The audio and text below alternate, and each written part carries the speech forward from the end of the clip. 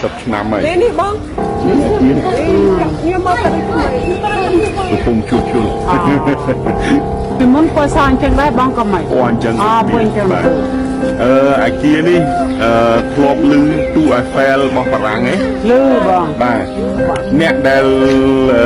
ចេញប្លង់អាគារនេះហើយនឹងអ្នកដែល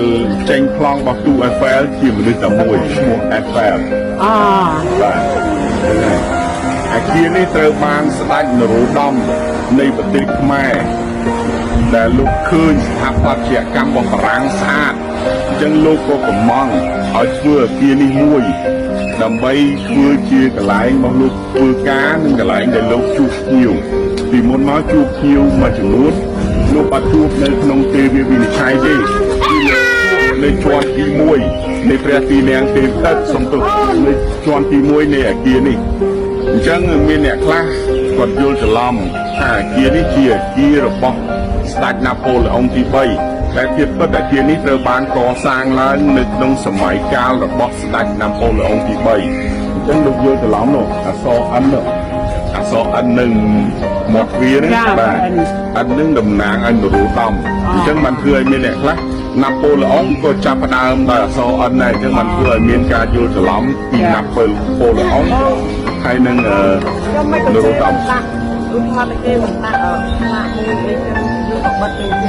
ថាវាសាងសង់ពីសាសនា1876អាគារនេះដឹកមកដល់ស្រុកខ្មែរ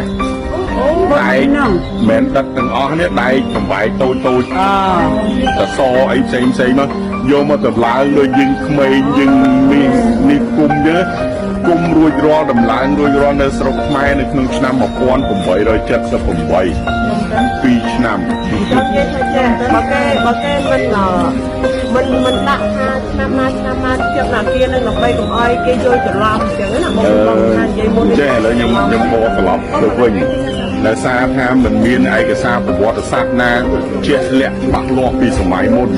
សូម្បីតែពួកខ្ញុំយាយវាំងនេះក៏ខ្ញុំប្រាប់គេថាជាអំណោយរបស់ស្ដេចណាប៉ូឡេអុងទី3របស់បារាំងដែរកាលពីមុនណាប៉ុន្តែដោយសារថាការស្រាវជ្រាវពេលដែលយើងសិក្សាពេលដែលយើងជួបជុលនេះយើងបានស្រាវជ្រាវឃើញថាមិនមែនជាអំណោយរបស់ស្ដេចណាប៉ូឡេអុងទី3របស់បារាំងទេគឺស្ដេចនរោត្តមនៃខ្មែរយើងដែលចូលចិត្តស្ថាបត្យកម្មបារាំងហ្នឹងលោកក៏កំងឲ្យលោកអេហ្វែលហ្នឹងតែធ្វើអាគារហ្នឹងដើម្បីផ្ញើមកស្រុកខ្មែរអាគារនេះដំបូងឡើយត្រូវបានដាក់តាំងបង្ហាញ